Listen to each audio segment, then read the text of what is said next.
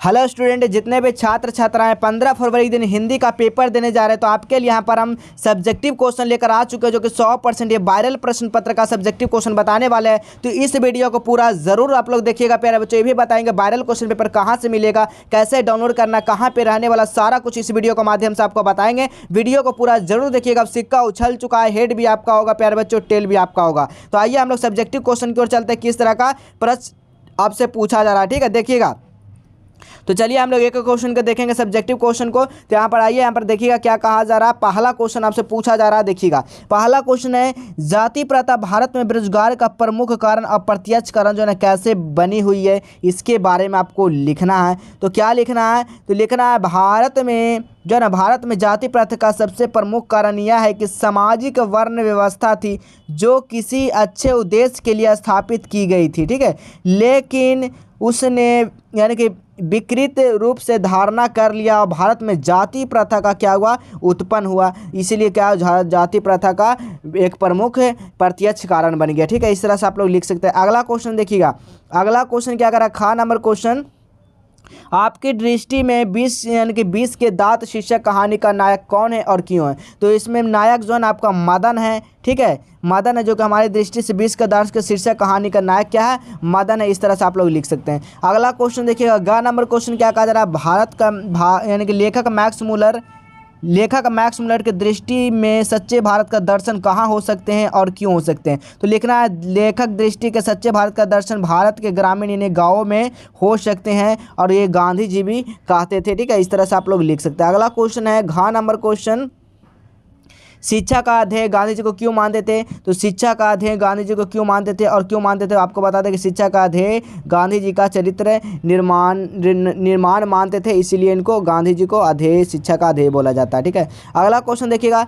शानदार लवादा जो है ना, शानदार लवादा किसका गिर आएगा और क्यों? मेरे बिना पे तुम प्रभु, कविता के आधार पर उत्तर देना है। ठीक है, तो लिखना है, यह शानदार लवादा किसको बोलता है? चोंगा को। ठीक है, चोंगा प्रभु का गिर जाए या क्यों, जब हम नहीं रहेंगे तो हमारी कृपा दृष्टि मेरे कपाल पर है। ठीक है, इस तरह से आप लोग लिख सकते हैं। अगला क्वेश्चन है देखिएगा 4 नंबर क्वेश्चन, कभी अगले जन्म में आपके मनुष्य होने में क्या संदेह करता है और क्यों?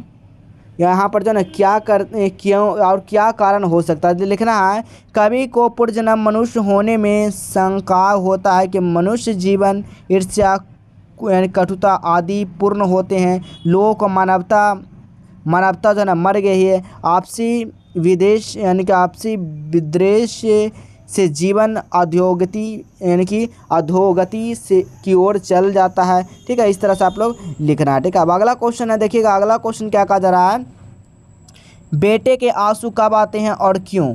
अक्षर ज्ञान शीर्षक कविता के आधार पर क्या करना, आपको उत्तर देना है। ठीक है, तो लिखना है, बेटे को आंसू अपनी विफलता पर आती है क्योंकि वह शायद लिखने और सीखने की अनवरत कोशिश करने के लिए नए सिरे से दृष्टि का विकास यात्रा के रूप में थी। इस तरह से आप लोग लिख सकते हैं। अगला क्वेश्चन है देखिएगा। अगला क्वेश्चन क्या कर रहा है, भारत माता शीर्षक कविता के में कवि भारतवासियों को कैसा चित्र खींचता है? तो लिखना है, कवि में भारतवासियों को विषुवत्ता, उदासी, दीनता आदि सजीवनात्मक चित्रण यहाँ पर किया गया है। ठीक है, इस तरह से लिख सकते हैं। अगला क्वेश्चन है देखिएगा। अगला क्वेश्चन क्या कहा जा रहा है, लक्ष्मी कौन थी, उसके पति का नाम क्या था? तो लक्ष्मी जो थी एक लक्ष्मण के पति थे और लक्ष्मी का पति का नाम लक्ष्मण था और कोलकाता में ये नौकरी करता था। ठीक है, इस तरह से लिख सकते हैं। अगला क्वेश्चन देखिएगा। अगला क्वेश्चन क्या कह रहा है,